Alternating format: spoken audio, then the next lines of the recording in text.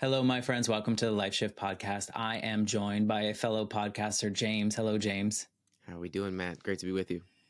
I appreciate it. And I've told other people this, other podcasters, it's like a new level of intimidation when you speak with another podcaster when they're on your podcast. I don't know if you ever feel that way.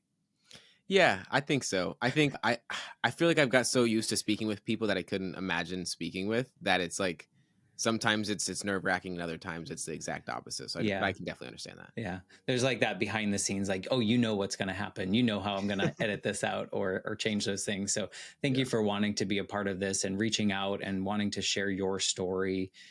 I think that what you're going to talk about today is something that I think a lot of people will relate to in different ways and the way that they've kind of lived their life and then realize, oh, wait a second, there's other ways that I can do this as well. And Mhm. so I think you're going to have a lot of inspirational things. And that's just my assumption because I don't do a lot of research and I don't know a lot about your story besides our little back and forth. So thank you for just wanting to be you and share yourself on this platform.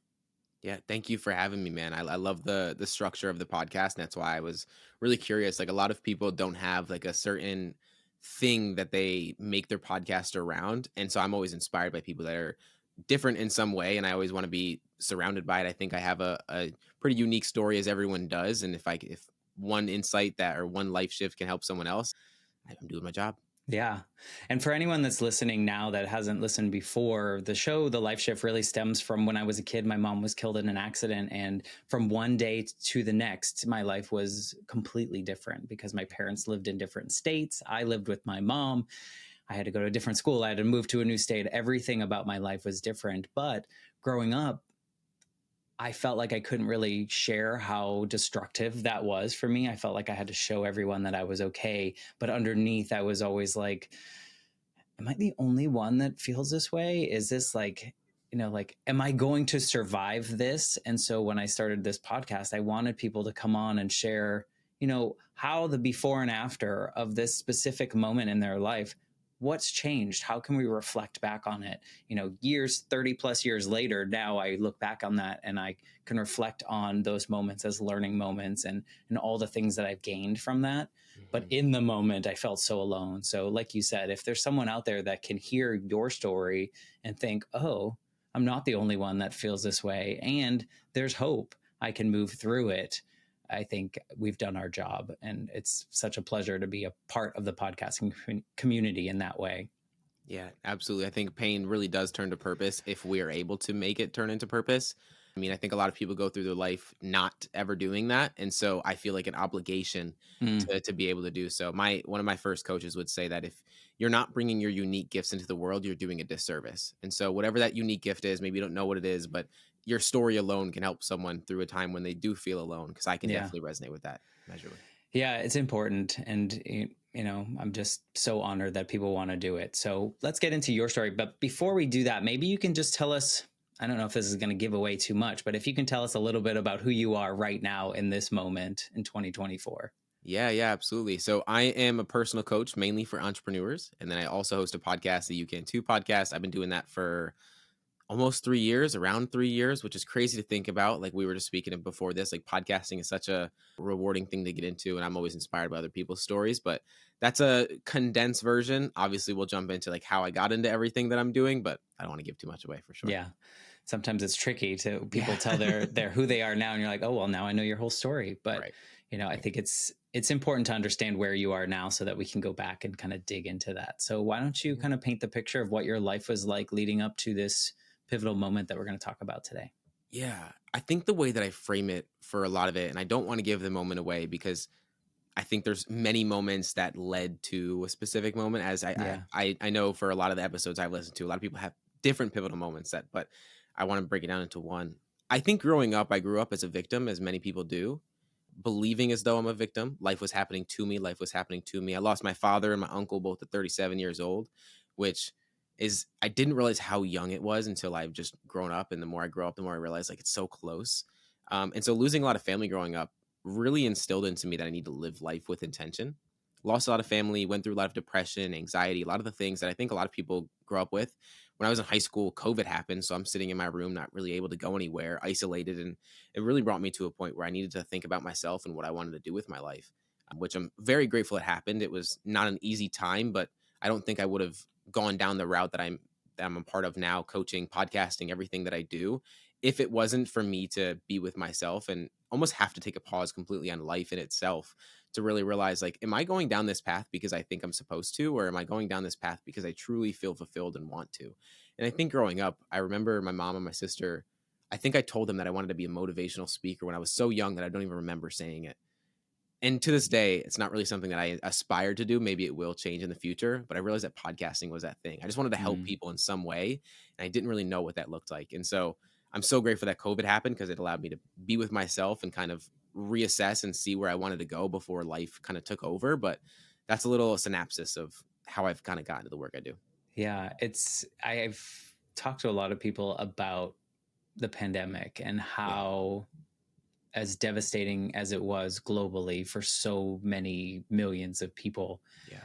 there was something about it that allowed a lot of people to take a pause and realize, am I doing what I want to do? Mhm. Or are the relationships that I have, friendships, romantic relationships, are all these things serving me in the way that I want them to? Mhm. And I don't know about you, but the people around me, I saw a lot of people making changes Yeah. because of that time to reflect and time to realize, am I just kind of skirting through life and like I'm just accepting the things that are going on because Mhm. that's just life. That's just how it goes.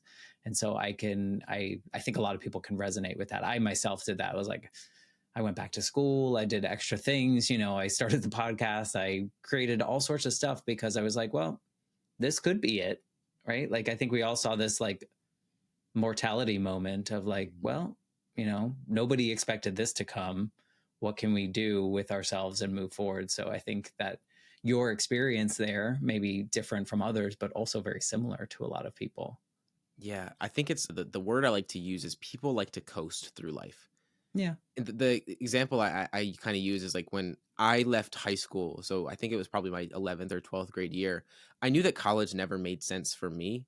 So but I didn't know what else I wanted to do. And so Mm-hmm. I thought, let me get into real estate. That's something that maybe I can control my time a little bit more. I think I'm good with people. This might be a good route to go down. So when COVID was happening, I only had a few classes in school. So I took the course online to become a real estate agent at home. And that was me being proactive in a way that I don't know if this is the right path. And funny enough, I took the entire course and then never became an agent, never took the actual test to do it. But it required me to actually go through the course for me to realize that that wasn't the path for me. Yeah. A lot of people would see that was like a waste of time. And I definitely did for a period of time, but I realized I needed to go through it to realize it wasn't for me. And at least I didn't go all the way deeper into Yeah. it to waste more time. But I think a lot of people go to college, at least a lot of people I know, to coast because they don't really know what they want to do. But this is kind of a way to, okay, I don't really want to go into the real world, but this is my time to kind of have fun, party, whatever it is. That never really resonated much with me, but it was just more so, let me just kind of figure it out, but not do the best I can to go out and figure it out, if that makes sense. Yeah. I mean, I think of it as I'm a different generation Of than course. you, but I think I talk to a lot of people that are my age and I look at it as like society's checklist. I feel like we Mm, had absorbed, and I don't know if it's true for people that are younger, but we absorb that like these are these life milestones that you have to do. So you have to do well in school so that you go to a good college, and then you have to get a college degree, a good one, hmm so that you get a good job. And then the next goal is promotion. And then you have to buy a house by a certain age, and you have to get married by a certain age, and you have to have kids by a certain, and everything was very much like a checklist. It wasn't, let's live in the moment, let's experience this, but rather let's check it off so that we can hmm move to the next thing. And I think so many people, especially people that I grew up with, we all kind of just bought into it. I don't think anyone was selling it to us. I think we just kind of all were like, yeah, that's what we do. That's what our parents did. That's kind of like the next thing. And again, I think even for people in my generation, COVID was kind of like, wait, hold on. You don't Yeah. need that checklist anymore. Some people might, but it's not assigned to us. We don't have to follow it. And so I think it aligns with that coasting idea, hmm is that just like, this is life. This is what we're supposed to do. And then we die.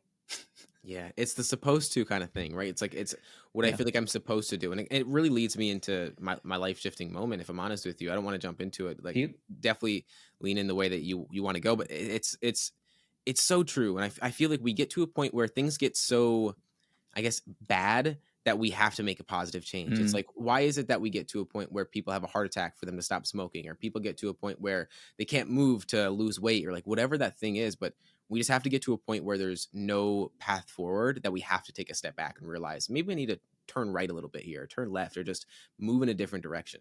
yeah. I think there's a lot of fear based in that. I think, Absolutely. growing up, I think a lot of us, we did certain things for the approval of others and not Mhm. necessarily for our own satisfaction or our own approval or enjoyment. It was more like performative Mhm. in some capacity. And so I think that, you don't, if everything feels okay, it doesn't feel bad. Mhm. And so until it feels uncomfortable, then we were like, oh yeah, we have to make some changes. Yeah. And I think there's a fear in change, and change is hard for a lot of people because there's so much unknown that comes with it. Mhm. And if we don't know, then we can't meet the next check mark. So I think it all kind of just stems back to like how we grew up and what we absorbed from our parents and what their parents did. And I think it just all kind of is this generational piece that comes along with it as well. So much, so much. I spoke with so many people on trauma, intergenerational trauma, and it's insane. I spoke with a Dr. Marielle Bouquet. She wrote a book on breaking the intergenerational trauma cycles of probably a few months ago now, and it's insane to think that people from our heritage 7 to 14 like times ago still have an impact on our genes today. And it's crazy to Mm-hmm. think about how much of a role that plays, that we don't even understand. We don't even know how much of a role it plays or how it's playing a role. And so it's so true. And I Yeah. mean, as many of us know, like, our idea of ourself and how we act in the world was carved up between 0 and 7 or so. And so Yeah. if we're unaware of the things that were input into our brain to make us think a certain way or act a certain way, man, we're going through our life coasting or just unconscious of the way that we're acting in the world, and it stinks. That's why I'm in this work that I love to do. Yeah. If you look back at your childhood, do you feel that you absorbed some of those elements of like kind of coasting through, or were your parents kind of encouraging you to kind of do whatever you want, or did you feel like you absorbed some of that? Yeah, I lost my dad when I was 6, so I never had any male role model in Mm. my life. Like I said, my uncle passed away, my dad passed away, and then my grandfather passed away a few months before his retirement.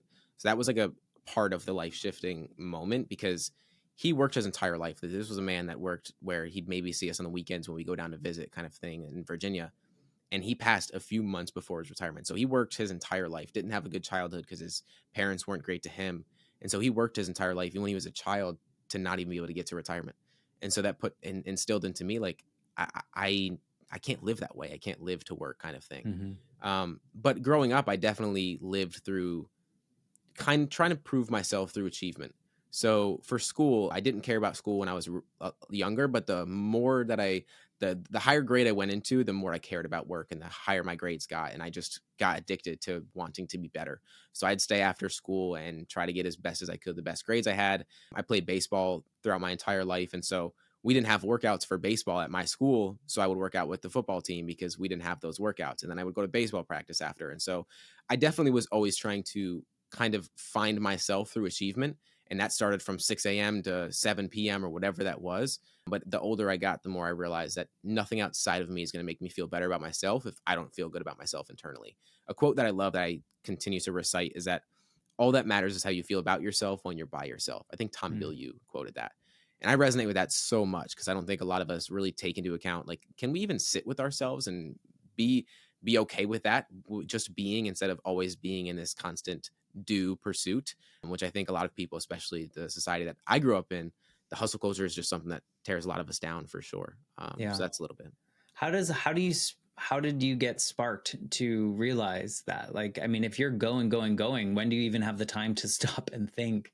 Like what paused you in your tracks to realize hustle and performative nature and success is not all there is? COVID, man, Mm, COVID. okay.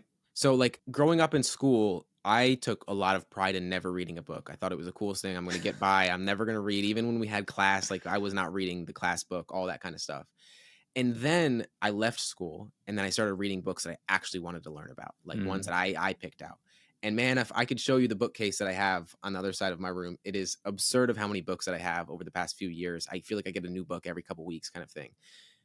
And I got so obsessed with reading and learning more about myself and even just the understanding that I could change the way I felt about myself. Because like I said, I grew up anxious, depression, just a lot of feelings that I wanted to avoid in every possible way. And I didn't realize until I was a little bit older that I could actually change the way I feel about myself by taking in different perspectives and approaching things through a different lens.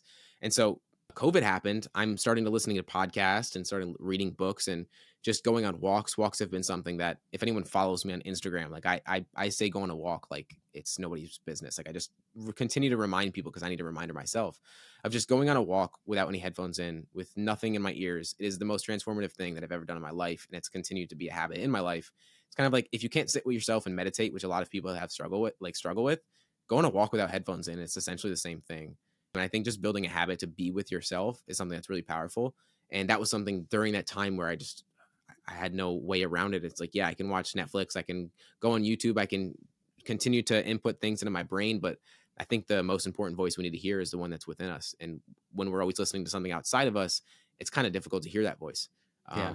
So that was a practice for sure. Do you recall the first time you like realized you were doing something different? Do you like, because I feel like it's like when we're so ingrained in a particular routine and we're just like, we're filling all of our time, and then COVID's like, pff, you can't do any of that. Yeah.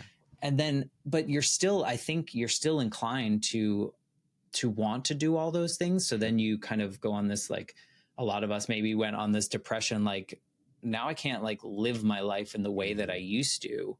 How do I move forward? Do you remember when you were like, oh wait, a walk is valuable, or I can read a book, that's not bad?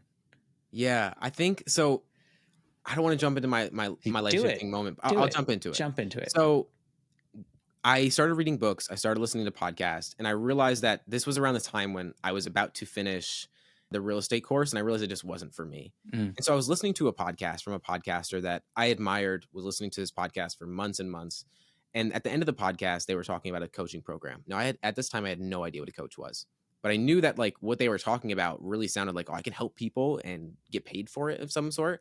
Like the way that I was seeing it was service, not selling anybody. And so if I feel like I've been through this, I was in this point, now I'm here, even if I'm helping someone that's 2 steps behind me, I can help them. And so I ended up on a sales call.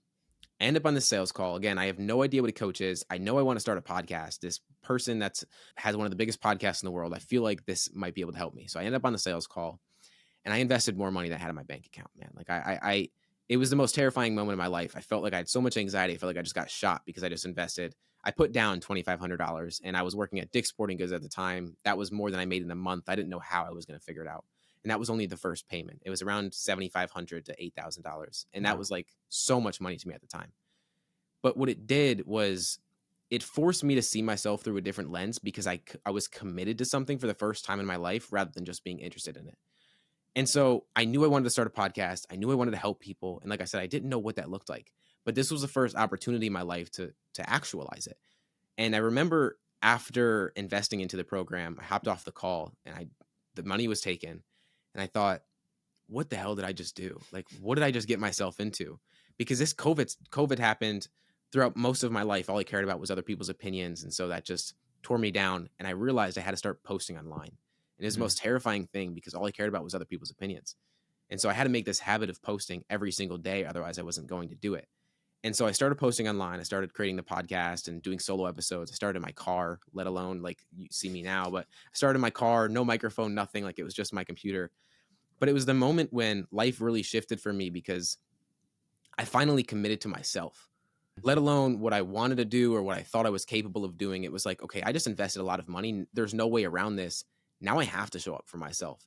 And so I think what I find so much value in is I don't think people are afraid to invest into themselves. I think they're afraid of the work that's going to come after they invest into themselves.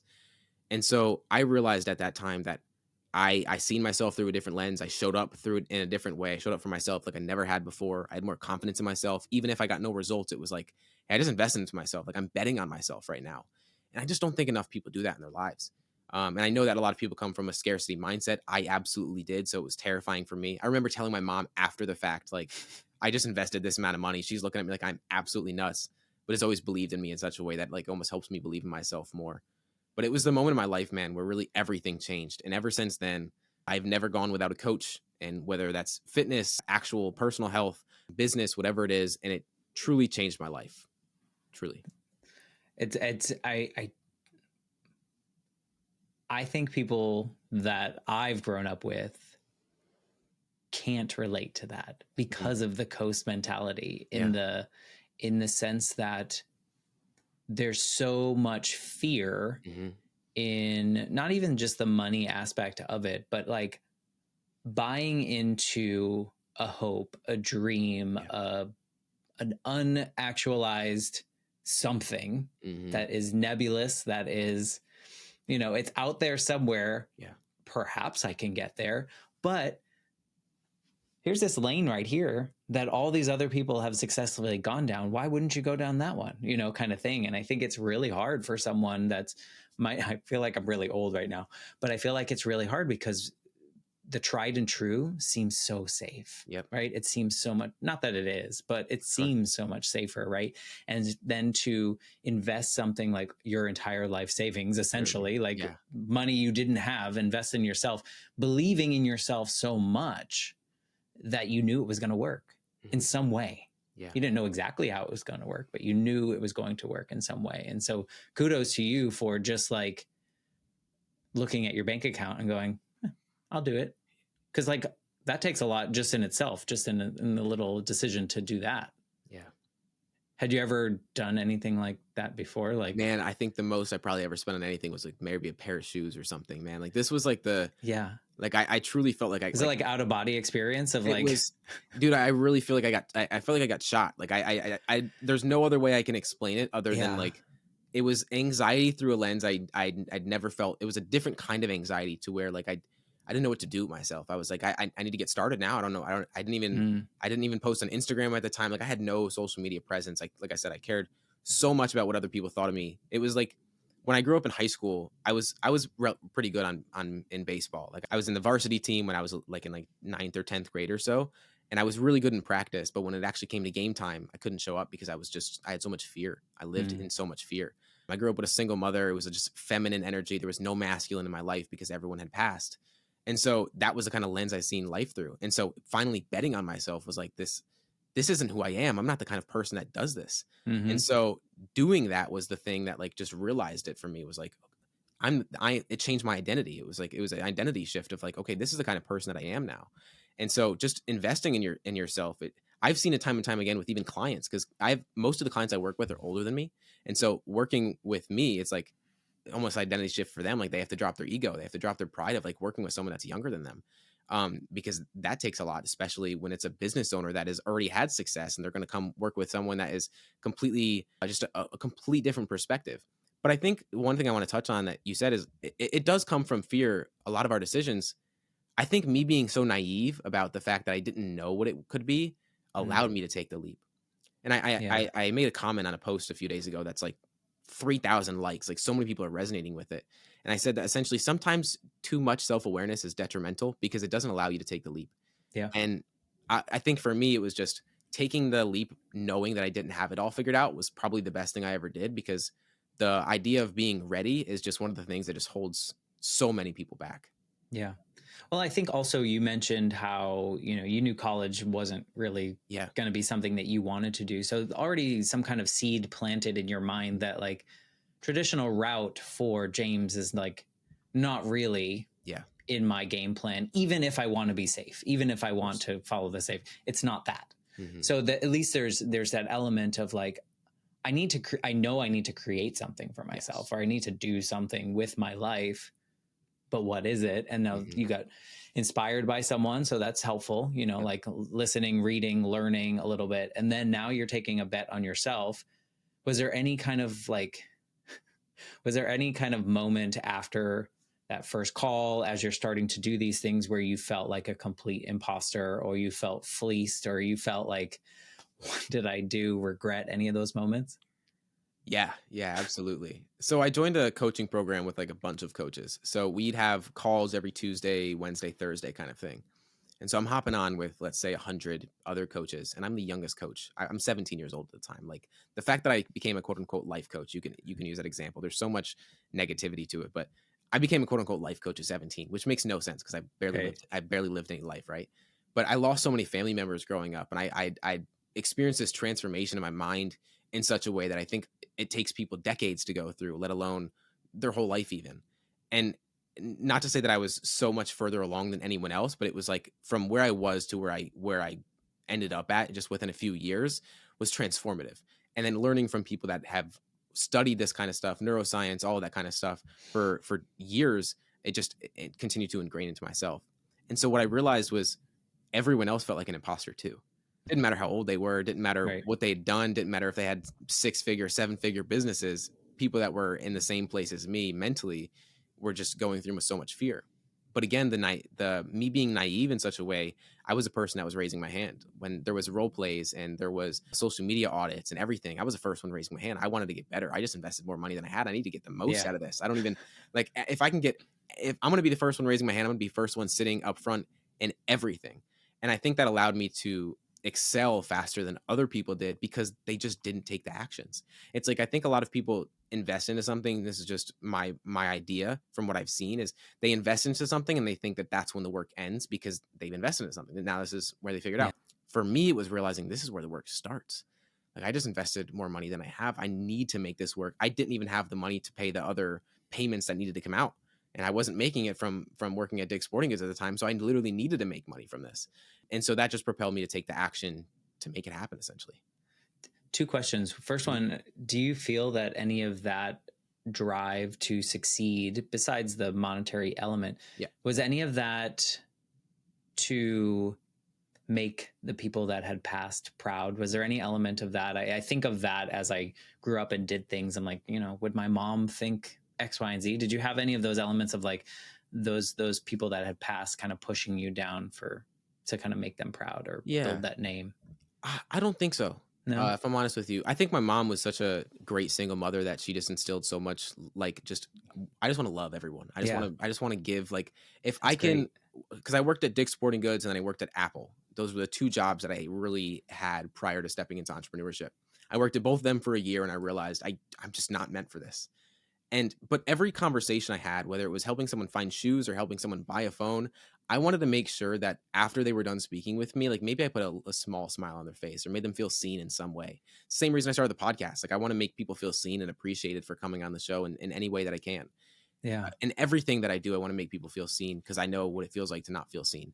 And so that was where it really came from was Yeah. like I grew up just not even recognizing myself.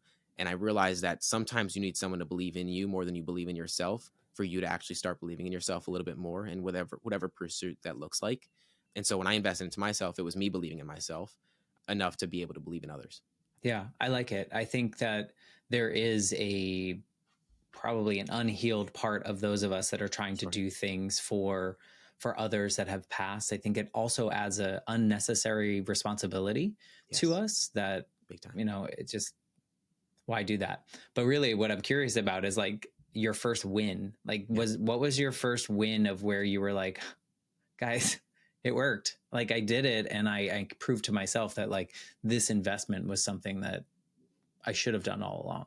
Yeah. So I found pretty good success the first month that I joined because like all I was doing every day was just trying to connect with people and build relationships and then hop on a call and see if we might be a good fit together. And I remember the first person I worked with that I hopped on a call with that it was just like I've always looked through the lens of I'm not trying to sell anybody. I just want to see if we vibe. Like if we resonate in some way, if I want to say touch on your pain points, but more so like touch on the problems that you're dealing with to such an extent that you feel like I can help you. If you believe I can help you, then I will fully believe in it as well. And so just through the energy that I can kind of cultivate with people. And I remember hopping in a call with someone that was 25. I think I was 17.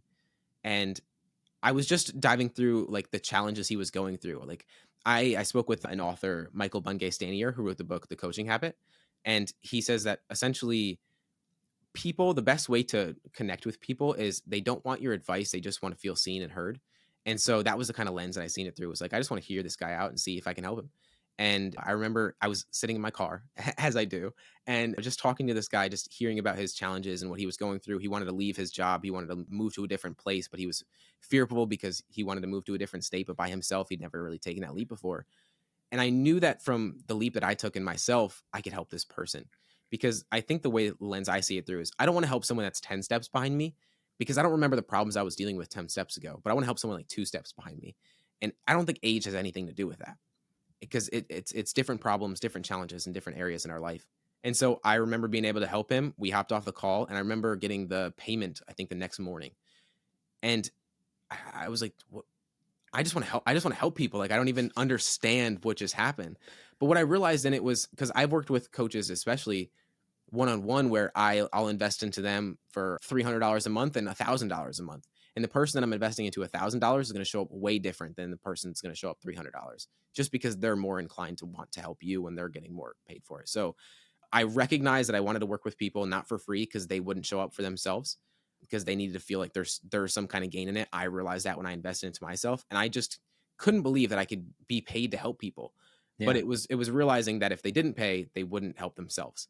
But that was something that just, man, from there, it was like, I don't even believe this is real because even from that moment now, like I've always had trouble with vision because I feel like I'm living my dream already, even though there's so many things I want to do. The fact that I was able to do that just blows me away to this day. Even the podcast as well. Like the people I get to speak to, I'll read a book and then I hop on a call or hop on a podcast with someone and ask the questions I want to ask. It just, sometimes feels like a movie. You kind of like you're creating your own movie. You're writing it as you go, as you're filming it. Yeah. There's no determined ending there. It's like choose your own adventure. Yeah. But yeah, I can see that. Did you feel validated with that money, or did you just feel like, I'm trying to find the words because I think for a lot of us that are transactional, I think that would feel validating, but it doesn't sound like that felt validating for you. It felt different. It felt like, did it feel different? I don't think it felt validating because like I said, I never really seen it through the lens of it wasn't transactional for me. Right. It was genuine. Like I felt like, and this is how I kind of feel with all of my clients. Like I want them to feel like, I don't want to say like we're friends because that messes up the energy because then there's not much of a polarity there, but I just want someone to feel seen. Yeah. And I felt like after the call, like he would not have invested into working with me if he didn't feel seen. And so I think truthfully, it was just like, okay, now I need to get the next person because then I can help. I just want to help as many people as I can, truthfully. Yeah. And so it was just more so like, it wasn't validating, but it was just more so like, okay, let's go to the next person. Let's just, okay, someone believes in me enough to help them. Okay, let's go help with someone else kind of thing. Yeah. And I kind of tie it back. I think I tie it back to maybe it felt like you know what it feels like to invest in yourself. And so now you're feeling through their lens of like, oh, now they're actualizing the things that they want to do. So it's kind of like this like reverse kind of feeling. You're like, oh, I just placed how I felt on them, or I allowed them to feel that way because they're paying me. And therefore now I can continue living because we all need money to live. But of course, there's a benefit there. And I knew it didn't feel transactional or validating. And I wanted to point that out because I think for a lot of us, we understand that money equals whatever, because that's what we were taught. But in your case, it's almost like you helped that person feel like you did when you were like, you put money into yourself, and I think it kind of just becomes this steamroll because maybe that person will eventually help someone in a similar way and feel that way. And so it's more heart-centered, I think, more heart mind-centered than it is kind of this capitalism kind of piece that would come along with it. 1,000%. And I think, like I said, I grew up feeling like life was happening to me. Yeah. I almost passed away when I was born. So I have a hole in my heart and I had 5 blood transfusions as well. So the fact that I'm even here doesn't really make much sense. Like they guessed on the blood because they didn't have enough time. And I've had a lot of injuries and a lot of health issues and through most of my life. So it was like mortality was something that was just always top of mind. Losing family growing up at a young age, they were young. It was just like, I don't want to live to work, but I want to work to live kind of thing. And like, I want to help people more than I want to quote unquote make money. Because if I know the more I help people, the more money I'm going to make, it's just going to come back to me. And seeing Right. my grandfather work his entire life to not even be able to enjoy the money that he made, it's like, why would I do it if I'm not feeling fulfilled by it? And so that was always it. Like, I want to feel fulfilled. I want to feel like I'm actually making a difference more than anything. Do you, in your new, I don't know if it's new, but in the way that you approach life now, do you see the word failure? Is failure something that you experience? Have you had roadblocks in this journey that frustrate you, or do you see them all as like learning and those kind of pieces? Yeah, roadblocks for sure. I think in any endeavor, I think that's the best thing about entrepreneurship. It's like it's the fastest way to personal growth, because like you're seeing in real time like how you have to just take responsibility for everything. Yeah. I just went to Costa Rica for the first time out of the US, and it was a solo trip because I just knew I just wanted to get uncomfortable, like insanely uncomfortable. And it was just a continuous reminder of like, hey, you got to take responsibility for absolutely everything that happens in your life. And I think I've reframed failure as feedback. I've been seeing that that's the kind of lens I've seen it through for the past few years, is like, if failure leads me to like, I think people see failure and success as two different roads. Like, I'm going to go down, if I fail, I'm going down this path. And if I succeed, I'm going down this path. But the reality of it, the way that I see it, is like, success is just further along the path of failure. Like, you're going to, even when you succeed, you still experience failures. And so if it's just feedback for me to get better, I'm almost going to seek it rather than avoid it. So that's kind of the lens I've seen. Yeah. Is there anything about your life that you don't like? Living in upstate New York, I think figuring out where I want to go. Yeah. I think sometimes for people, when they pursue their passion, it ends up making them hate it, I guess. And so I never want to get to that point. I'm definitely not there. But I don't think there's anything I'm not enlightened. Hate in is this a strong point. word, but yeah, exactly. There's nothing I really hate, but there's things I don't love, or things that I'm continuously trying to explore and figure out about myself, for sure. But yeah, I mean, life's a constant changing, for sure. Well, and the reason I asked that too, I think that there is, and you kind of alluded to this, I think there's a lot of coaches in the world now, and coaches are important. Fitness coaches, we've heard about those forever. Therapists are technically coaches in a way, you know, there's a lot of coaches to help us do things that we might not be able to do ourselves in the most effective way. And I think there's also this assumption sometimes with some coaches that are regularly like exuding like positivity and all this, you know, like you can do anything, the world is your oyster kind of feeling. And so it's hard to like, I think sometimes just people think, well, is that real? Are they real humans as well? Do they have the sad moments? Do they have the hard moments? Or is everything just this beautiful lesson that life is going to teach us? Do you feel that is true, false? How do you feel about that? Yeah, I love that you bring that up, because one thing that it goes back to the imposter syndrome of getting started in coaching.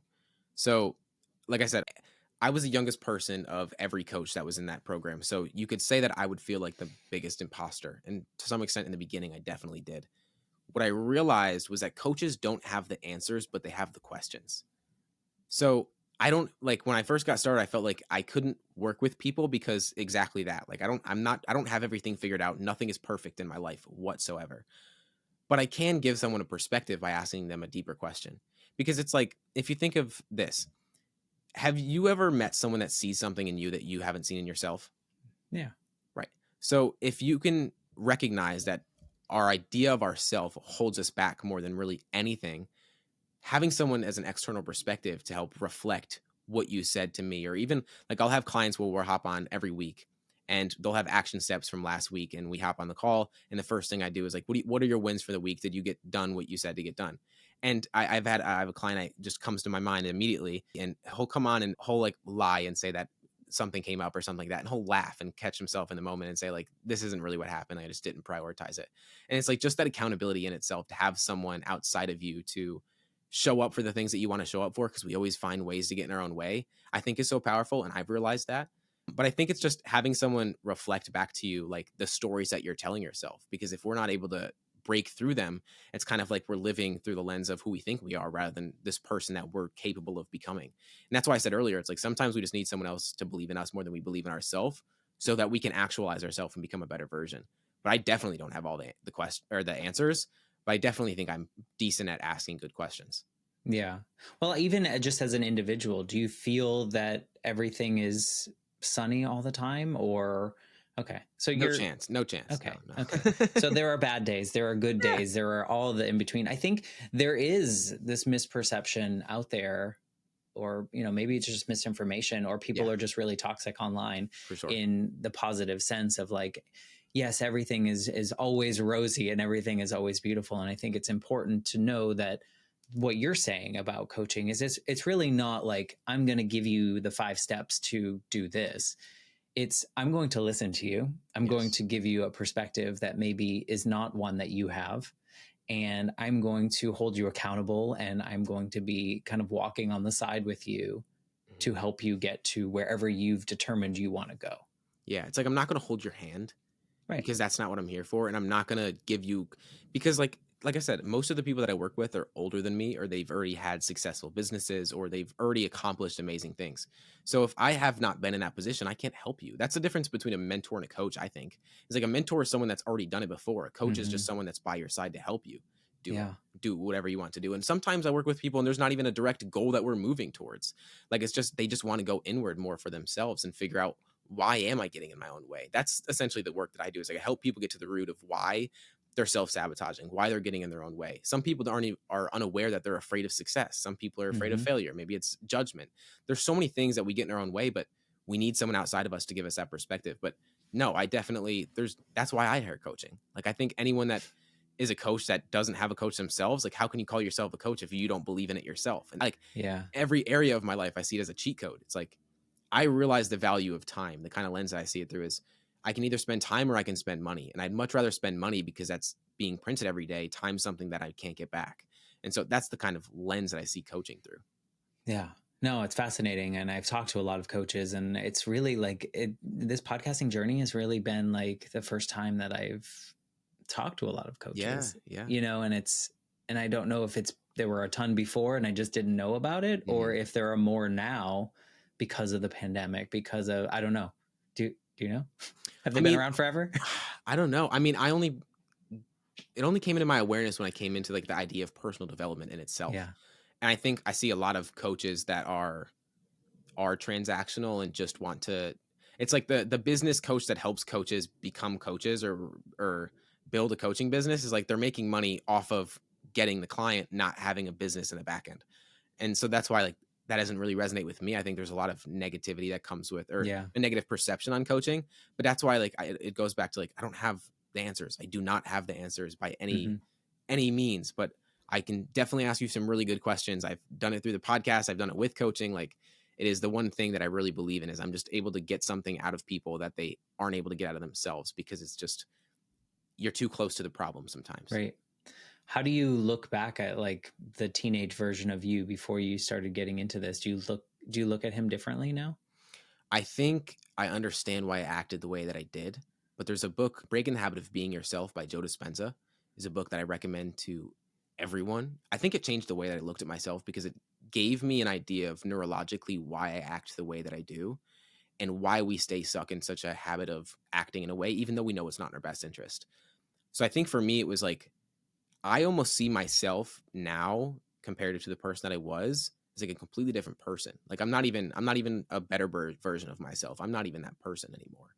And I think that's helped me at least just show up differently for myself, because the person that I was a few years ago would not be speaking to you right now. Do you think that your mom and your sister would say the same about you? Yeah, I don't think they I think that they'd say the same. I think that they'd say it's just insane how much I've changed over the past few years. That's the kind of way I see it. What do you miss about your old life? Is there anything that you miss about that old version of you? I guess it's not your old life, but Yeah, I know what you mean. Not really. I think one thing that I've been continuously practicing is like this idea of surrender, of like, I always want to be pursuing my goals, moving forward, wanting to help as many people as I can. But if I'm not helping myself, if I'm not okay with being with myself, that's why I talked about it earlier. That's just something I've been trying to practice. But I think the version of myself a few years ago was just moving towards temporary pleasures instead of trying to pursue a meaningful goal or find meaning in my life. Like I just reread Man's Search for Meaning when I was in Costa Rica, and it's just like a continuous reminder of like just living through that lens. But I don't think that version of myself even wanted to pursue meaning. It was just like, I'm just here to see what life has in store for me, kind of thing. Yeah. And that version of you would not have been quoting books or No, authors. no, that version of me never even thought about reading a book. I took so much pride in it, man. It's insane. Yeah, I think I understand that though. I think I was someone that, unfortunately for others, maybe fortunate for me, I didn't really have to study too much, and I did well in school. So I kind of felt that way as well. I'm like, do I have to read the whole thing? Can I just read the Cliff's Notes? Can I get by with the summary on the back of the book? Yeah. So I get that. No, it's so interesting to think about the people in our lives too when we do change, because I feel like my change mostly came when I was finally ready for therapy and finally ready to like figure out why I was the way I was and kind of grieve my mother after about 20 years after she died. And I was talking to a therapist, and she was just like, you realize that everything that you've done since your mom died was with that 8-year-old brain, fearful that, someone else would leave if you didn't do something right. And I was like, oh God, the curtains came down, like the clouds parted, everything was, and everything was different. And if I look back at that version of me, every decision that I made was like safe. It was the next decision that would bring me closer to what I deemed as success, which was love and attention from the people around me, and no abandonment, no leaving me. So it's always interesting to look back and see how our family members see us, because when I talk to my family and friends, they didn't see a lot of that. They didn't see all that turmoil that was happening inside, because I guess I did a really good job putting it out there. So I'm glad that your parent or your mom and your sister see you kind of evolving in this way. Yeah, I think they definitely saw me when I was at my lowest. Like there was many points in time when I was growing up where I didn't want to be here, is the way that I kind of framed it. And I just think I just went through. I just felt like life was happening to me. Is the best way to see it. Like Yeah. all the deaths that happened in my life were unexpected, and they just came out of nowhere.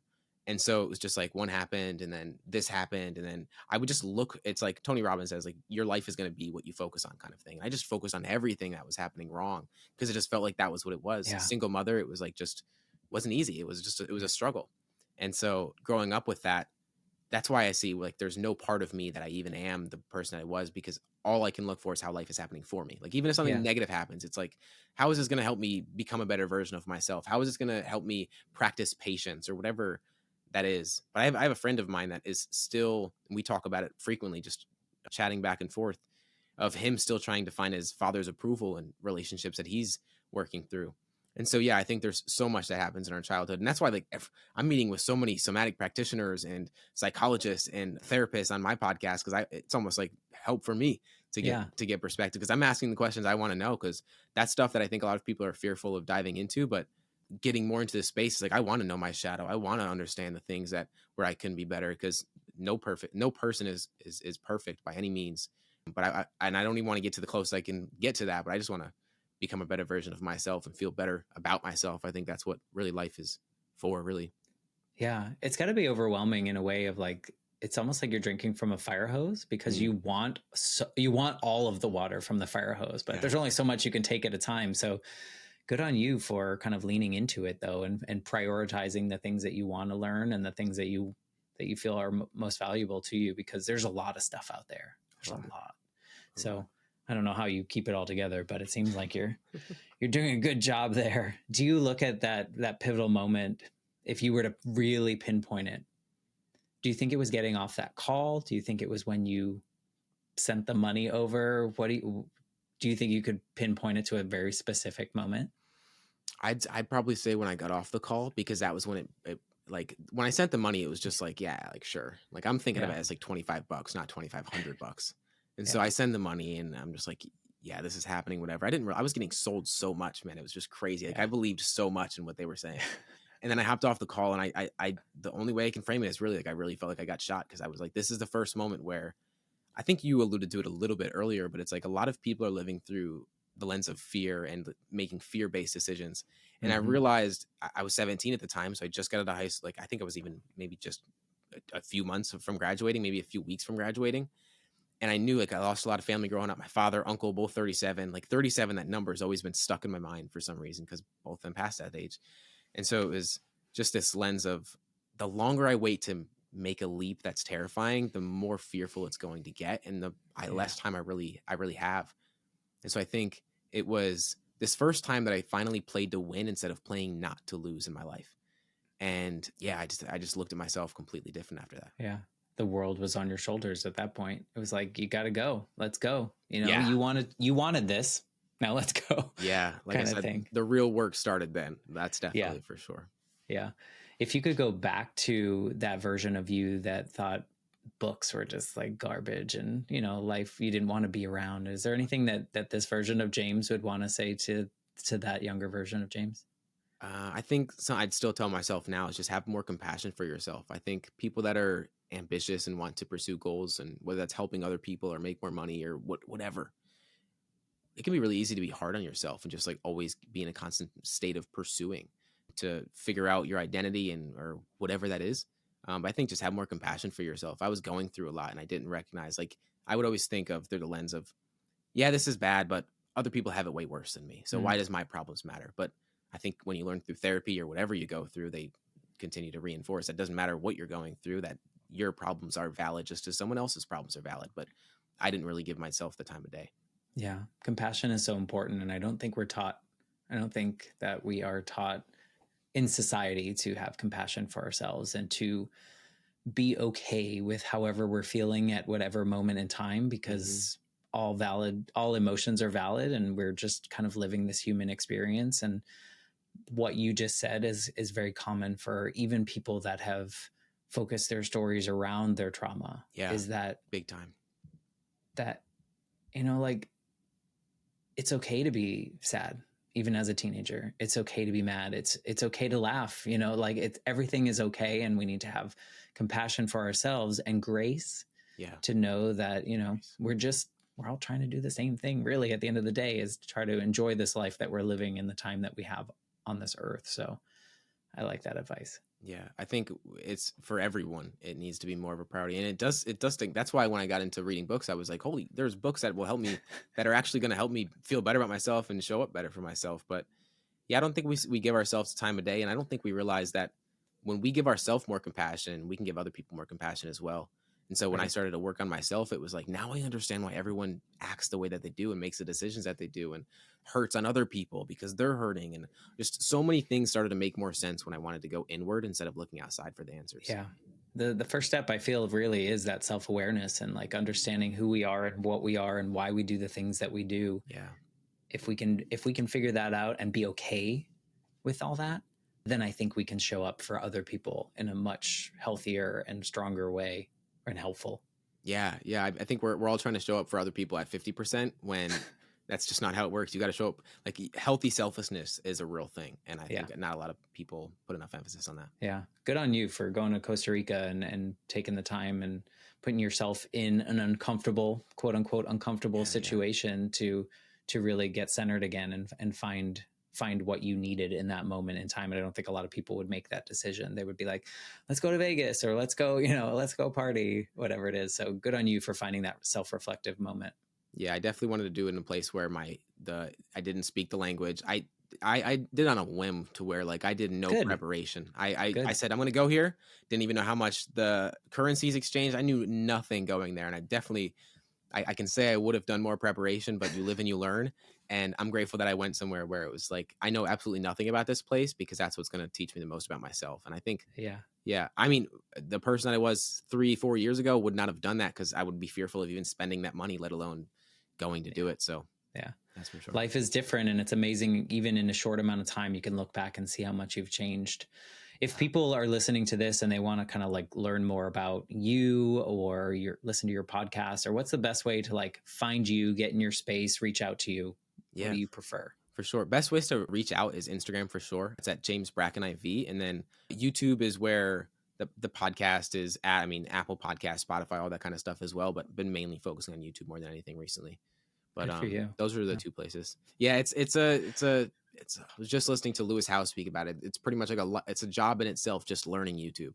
That's for sure. But it's an organic way to grow your podcast because no one can find your podcast on Apple Podcasts or anything like that unless they're actively on it, which is tough. So Gotta be Well, there. we will share the links to, or I will, I don't know why I said we, but I will share the links to your Instagram and your YouTube, and probably, do you have a website for your podcast as well? Not yet. Not yet. Okay. I You got to went get a on long that. time without getting a website, and I think it's a lot of people holds a lot of people back. You gotta get a website, and I've been 3 Guess years not. into it. Yeah.